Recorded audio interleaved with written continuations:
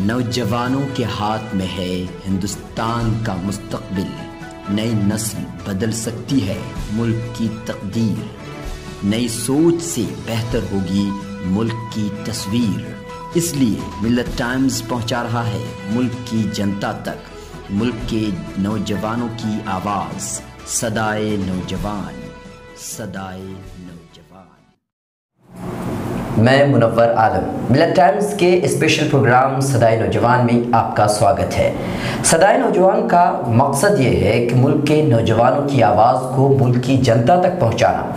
आखिर मुल्क के नौजवान हिंदुस्तान के बारे में क्या सोचते हैं, जो मौजूदा सरकार है उनके बारे में मुल्क के नौजवान क्या सोचते हैं, क्या उसमें बदलाव चाहते हैं या फिर इसी सरकार से वो खुश हैं। इसीलिए हम ये स्पेशल प्रोग्राम आप तक पहुंचाते हैं। आज इस स्पेशल प्रोग्राम सदाए नौजवान में हमारे ख़ास मेहमान हैं असलम खान, जो कि एक मिल्ली रहनुमा और मेवात के मसाइल को लेकर के लोगों के सामने आते हैं और उसे हल करने की कोशिश करते हैं। आपका बहुत बहुत स्वागत है असलम जी। सबसे पहले मैं आपसे ये जानना चाहूँगा कि आप मेवात के मसाइल को लेकर के लोगों के सामने आते हैं और मेवात के मसाइल को आप अच्छी तरह से समझते हैं। तो आपको क्या लगता है कि मेवात की जो मसाइल हैं, जो प्रॉब्लम्स हैं, हिंदुस्तान की जो दीगर मसाइल, दीगर इलाकों की जो मसाइल है उसी तरह है, उसी जैसा ही है, या मेवात के मसाइल कुछ अलग है? क्या लगता है आपको? सबसे पहले तो आलम साहब मैं बहुत बहुत शुक्रिया अदा करता हूँ मिल्लत टाइम्स का, जो इन्होंने आपने मौका दिया और हम अपनी बात को जो आपके ज़रिए देश और दुनिया तक पहुँचा सकते हैं। तो जो मेवात के जो मसाइल हैं वो बाकी जो हमारे स्टेट हैं और ज़िले हैं उनसे थोड़े से अलग हैं। तो किस तरह से अलग है, क्या है उसमें? क्या है कि मेवात को लेके अगर हम देखते हैं तो दिल्ली से सिर्फ 65 या 70 किलोमीटर की दूरी पर है और उसके जो जितने भी राजनीतिक लोग रहे हैं उन्होंने भेदभाव किया है उसके अंदर। और जैसे एजुकेशन के मामले में वहाँ कोई यूनिवर्सिटी नहीं है और रेलवे को लेके पिछले 40 सालों से लोगों की कोशिशें चल रही थी कि चाहे सरकारें किसी की भी आई हों मगर वो वहाँ पे एक रेलवे लाइन तक भी अलवर तक हम नहीं पहुँचा पाए हैं। तो ये बहुत सारी चीज़ें हैं जिसको हमें लगता है कि हमारे साथ एक भेदभाव हो रहा है और इसी चीज़ को लेके हम अपनी बिरादरी और अपनी कौम, चाहे 36 बिरादरी के जितने भी लोग हैं जो मेवात में रहते हैं, जो मेवाती हैं, एक्चुअली में मेवाती का मतलब मुस्लिम ही नहीं होता। मेवाती का मतलब यह है कि जो उस ज़िले में और जो उन सारे जगह पर रहते हैं वो सभी लोग सफ़र कर रहे हैं।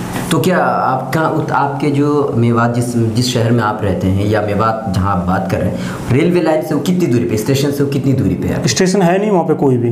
वो या तो जो स्टेशन है वो अलवर के अंदर है और ये जो है 40 से 45 साल हो गए हैं एक रेलवे लाइन की मांग कर रहे थे कि वहाँ से मेवात से एक रेलवे लाइन गुजरे जिससे लोग दिल्ली से कनेक्ट हो सकें। और जो अदर जो आगे राजस्थान निकलता है, भरतपुर और ये जो जयपुर, आगरा, आगे ये कनेक्ट हो जाती हैं लाइनें। तो ये बिल्कुल आप देखेंगे कि 65-70 किलोमीटर की दूरी है मगर आपको ऐसा महसूस होगा कि जैसे कि आप 700 किलोमीटर दूर चले गए हों। जो वहाँ का जो रहन सहन है, जो वहाँ पर बिल्कुल ही हर चीज़ में भेदभाव करके ना हर चीज़ से पिछड़ापन है। आपको भी आपने अगर पढ़ा होगा और पीछे न्यूज़ में भी आया है कि हरियाणा का सबसे पिछड़ा हुआ ज़िला मेवात है। सबसे पिछड़ा हुआ, सबसे मतलब वो लास्ट पायदान पर आया है। तो आप इसके लिए क्या कर रहे हैं? हमारी कोशिश ये है कि हम जो यहाँ के मेवात के रहनुमा हैं, जो यहाँ के अभी प्रेजेंट के जो विधायक हैं और जो एक्स विधायक रह चुके हैं, जो पूर्व मंत्री रह चुके हैं, उनको सबको हम ये कह रहे हैं कि भाई बिरादरी की बात को आप सरकार तक पहुँचाएँ और इस चीज़ के लिए हम लोग एकजुट होकर अपनी बात को सरकार के सामने रख सकें और जो हमारी समस्याएँ हैं वो हम अपनी उन समस्याओं को उनके सामने रखें और उनको किसी भी तरह करके उनको सॉल्व करवाएं। आप एक नौजवान लीडर हैं, तो आपको क्या लगता है हिंदुस्तान के सबसे बड़ी प्रॉब्लम या सबसे बड़ा मसला क्या है हिंदुस्तान में अभी जो आज के हालात हैं? जैसे आपने देखा कि 2014 में बीजेपी की सरकार आई है, तब से आप पूरे देश में एक माहौल बनाने की कोशिश की जा रही है। जबकि मेवात का अगर आप बैकग्राउंड देखेंगे तो ये बहुत ही मतलब सर्व समाज को लेके चलने वाला वो है और जो मुस्लिम हैं, जो यहाँ के मेव हैं, वो उन्होंने हर समाज को साथ रख के चले हैं। और जो दलित समाज है उसको आप सैकड़ों साल पीछे जाएंगे ना तो दलित समाज को हमेशा वो कंधे से कंधे मिला के साथ लेकर चले। उन्होंने कभी भेदभाव नहीं किया किसी के साथ। लेकिन ये जो सरकारें आ रही हैं ये हमारे साथ और हमारे लोगों के साथ भेदभाव कर रहे हैं। आपने पीछे अलवर का देखा होगा, कितने सारे मसाइल हुए हैं जिसमें इन्होंने मुस्लिम और हिंदुओं का जो भाईचारा है उसको ख़त्म करने की कोशिश की। तो आप अभी कह रहे हैं कि अभी आपने कहा कि जो मेवात के लोग हैं वो सबको मिलजुल करके साथ लेकर के चलते हैं, लेकिन अलवर का जो इलाका है जो मेवात से कुछ ही दूरी पर है, वहाँ पर आए दिन मतलब गौकशी के नाम पर लोगों का हत्या, मॉब लिंचिंग के वाक़यात यहाँ पर होते ही रहते हैं। तो ऐसा क्यों फिर?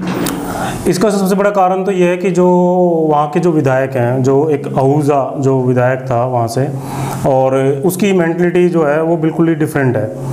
और उनकी सोच ये है कि हम जितना मुस्लिमों के खिलाफ बोलेंगे शायद उतनी हमें हिंदू वोट फालतू मिल जाएंगी। तो वो राजनीति कर रहे हैं इसमें। आज अगर वहाँ पे चाहे मुस्लिम समाज हो चाहे हिंदू समाज हो, किसी भी और जातियों का हो, सब लोग वहाँ गाय और भैंस का पालन पोषण करते हैं और उसी से उनकी दिनचर्या चलती है और उन्हीं से उनका सारा जो किसान का जो काम होता है वो सारा उनसे चलता है। तो अगर कोई किसी गाय को लेके जा रहा है तो इसका मतलब ये थोड़ी ना है कि उसके गौकसी का क्या मतलब आ गया है। हम लोग दूध पीते हैं गाय का, हम सैकड़ों सालों से हजारों सालों से गायों को पाल रहे हैं। तो वहाँ पर हिंदू मुस्लिम मिलकर रहते हैं या फिर इस तरह का माहौल अभी भी है उस तरह से? नहीं, हिंदू मुस्लिम वहाँ मिलकर रहते हैं। वो तो चंद लोग हैं, बहुत उंगलियों में गिन सकते हैं आप उन लोगों को जो अपने आप को गौ भक्त बोलना चाह रहे हैं। वो अपनी माँ बापों का ख्याल नहीं रखते, वो गौ माता का क्या ख्याल रखेंगे? आप उनकी हिस्ट्री उठा कर देखेंगे, हमने सर्वे किया है, हमने वहाँ के जो अलवर में जो अपने आप को गौ भक्त बोलते हैं उनकी सबकी हिस्ट्री निकाली है बाई नेम। वो लिस्ट मेरे पास अभी नहीं है, मैं आपको दूंगा वो लिस्ट। वो लोग हैं जिन्होंने अपने माता पिता अपने बाप दादाओं की कभी कदर ही नहीं की, वो क्या गौ माता की कदर करेंगे? अच्छा, मतलब सिर्फ गाय के नाम पर वो लोग मजहब की दहशत फैलाना चाहते हैं, सिर्फ ये राजनीति कर रहे हैं। और ये कुछ लोगों के हैं जो जिनके कहने पे जिस इशारे पे काम कर रहे हैं। ठीक, बात बताइए, मेवात के लिए कौन सी सरकार बेहतर रही है? कांग्रेस की सरकार या फिर बीजेपी की सरकार बेहतर रही है? जहाँ तक हम सरकारों की बात करें तो बीजेपी, आज जैसे हम मुस्लिम हैं, मुस्लिम्स का मतलब ये नहीं है कि हम बीजेपी के खिलाफ हैं। बीजेपी के कुछ लोग हैं जिनकी सोच अच्छी नहीं है। अटल बिहारी वाजपेयी रहे, उनकी बड़ी अच्छी सोच थी। उन्होंने एक बात बोली थी कि भाई हम दोस्त बदल सकते हैं, पड़ोसी नहीं बदल सकते। तो आज अगर हम एक गाँव मुस्लिमों का है, दूसरा गाँव हिंदुओं का है, तो पड़ोसी थोड़ा बदल दोगे आप तो। लेकिन वो सोच के लोग तो अब चले गए हैं, वो है नहीं।